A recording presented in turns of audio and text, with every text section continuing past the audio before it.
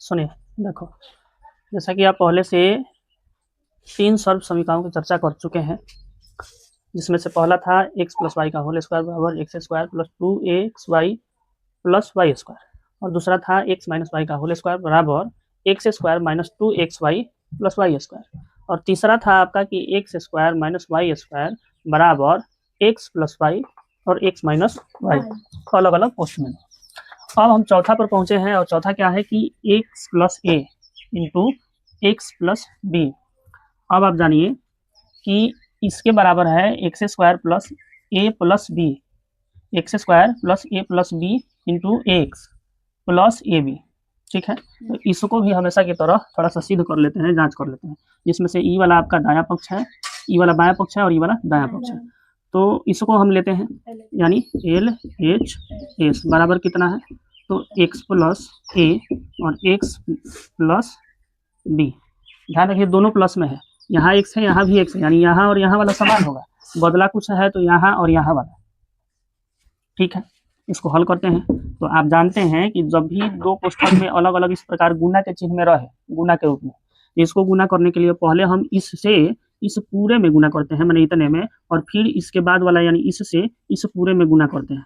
तो इसके लिए इसको हम कैसे लिख सकते हैं, इसको हम लिख सकते हैं कि x into x plus b, ध्यान रखिए ये वाला लिख रहा है, और फिर a को जब लेंगे तो plus a into x plus b, n नहीं है x है। ठीक है, ये वाला कैसे लिख दिया समझ में आ रहा है। अब जब इसको हम ऐसे लिख दिए तो इसका मतलब है, जब इस प्रकार से, तो इसका मतलब है कि इसका गुना इससे और फिर इसी का गुना इससे, ठीक उसी तरह इसमें भी इसका गुना इससे और इसी का गुना इससे। तो ऐसा हम करेंगे तो x का गुना x से तो एक्स स्क्वायर बनेगा, और x का गुना b से तो प्लस एक्स बी बनेगा हो, चलिए प्लस x यहाँ ए एक्स बनेगा, समझ रहे हैं, चाहे एक्स ए लिख सकते हैं, कोई दिक्कत नहीं है, एक्स ए, और प्लस आपका यहाँ ए बी बनेगा। ठीक है, अब आप देखिए इसमें कुछ कॉमन दिख रहा है आपको, कुछ नहीं दिख रहा है। तब जब कॉमन नहीं दिख रहा है तो इसमें आप यहाँ देखिए ई वाला एक्स और ई वाला एक्स हाँ सेम है, तो इसको हम एक्स स्क्वायर का एक्स स्क्वायर, ठीक है, और प्लस ई दो में से, दो पद में से, चूंकि आप जानते हैं कि दो पद में से हम कॉमन ले सकते हैं, तो इसको हम क्या कर सकते हैं, हाँ कि ए को एक्स यहाँ कॉमन ले लिए तो बच जाएगा हमारे पास बी प्लस ए, और इधर क्या बच जाएगा प्लस ए बी, हो तो गया, आ गया। अब आप कहिएगा सर जी एक्स तो यहाँ आया है और इसमें यहाँ दिया है, तो कोई दिक्कत नहीं, एक्स यहाँ रहे चाहे यहाँ रहे, तो आप इसको ऐसे भी लिख सकते हैं। हाँ, आप फिर आप कहिएगा सर जी इसमें ए पहले है बी बाद में है, तो कोई दिक्कत नहीं, आप ए पहले लिखिए चाहे बाद में लिखिए, तो इसका मतलब है कि इसी बतवा को हम ऐसे भी लिख सकते हैं कि एक्स स्क्वायर प्लस, पहले हम कर दिए ए प्लस बी, ई वाला चला आएगा यहाँ प्लस ए बी, समझ गए, ई आर एच एस। अब कंफ्यूज मत होना, यही बतवा यहाँ लिखे हैं, समझ गए, बशर्ते आपका पलट करके ए पहले बी उसके बाद में, यहाँ एक्स पहले था तो बाद में। ई कोष्ठक के जब भी कोई संख्या कोष्ठक के आगे रहे, 4 + 3 कोष्ठक के आगे रहे चाहे 4 + 3 यहाँ कोष्ठक के बाद रहे, बात एक ही है।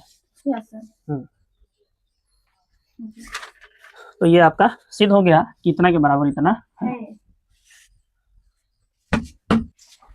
अब देखिए जैसे उदाहरण 1 लिए हैं, तो आपको इस प्रश्न को देख करके क्या ऐसा नहीं लग रहा है कि इस रूप में दिया है, तो इस रूप में दिया है तो इसको तोड़ करके हम कुछ इस रूप में लिख सकते हैं, क्योंकि इसी पर अब आधारित बनाना है।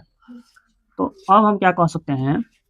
कि हम जानते हैं कि चूंकि हम जानते हैं कि x प्लस ए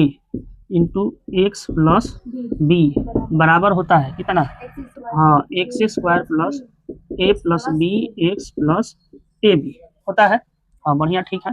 तो अब आप यह भी जान लीजिए कि यहाँ x के बराबर ये जो x जो सूत्र अभी लिखे हैं, तो x के जगह पर x है, ठीक है, और ई है हमारा a और ई है हमारा b, और ये तो x है ही है, समझ गए। तो अब हम क्या कर सकते हैं कि जब इसका पहचान आप कर लिए कि कौन x है कौन a है कौन b है, तो अब इस पर तोड़िए, माने यहाँ पहले इसको लिख लीजिए क्या है, हाँ x + 2 और x + 3 अब बराबर इसको हम तोड़ सकते हैं इस रूप में, माने x का स्क्वायर कौन है x, तो x के जगह x ही है, तो x का स्क्वायर और प्लस a के जगह क्या है 2 है और प्लस b के जगह 3 है और फिर x के जगह क्या है तो x ही है, हाँ, और प्लस a के जगह 2 और गुना 3, क्योंकि a और b के बीच में कोई चिन्ह नहीं तो गुना का चिन्ह। आप इधर आप कीजिए, एक्स स्क्वायर का एक्स स्क्वायर ही रहेगा और प्लस आपका 3 और 2 5 हो जाएगा, लेकिन नहीं 3 2 5 करने से पहले गुना करना पड़ेगा, गुना करना पड़ेगा तो वही बात फिर से हो जाएगा 3 2 5 और उसका गुना x के साथ तो 5x हो जाएगा। हाँ, तो आप उसको देखिए, हाँ डायरेक्ट भी लिख सकते हैं और ऐसे भी आप जान जाइए कि यहाँ x है तो इसका मतलब है कि पहले एक बार इससे और फिर इससे, तो जब इससे हम करेंगे तो 2x और प्लस 3x बनेगा, नहीं तो 2x 3x 5x, तो डायरेक्ट भी हम यहाँ इसको कैसे 5 और गुना x करके 5x लिख सकते हैं और प्लस 3 दूनी के 6। अब देखिए कुछ मिल रहा है, नहीं ना मिल रहा है, तो यही आंसर हो जाएगा।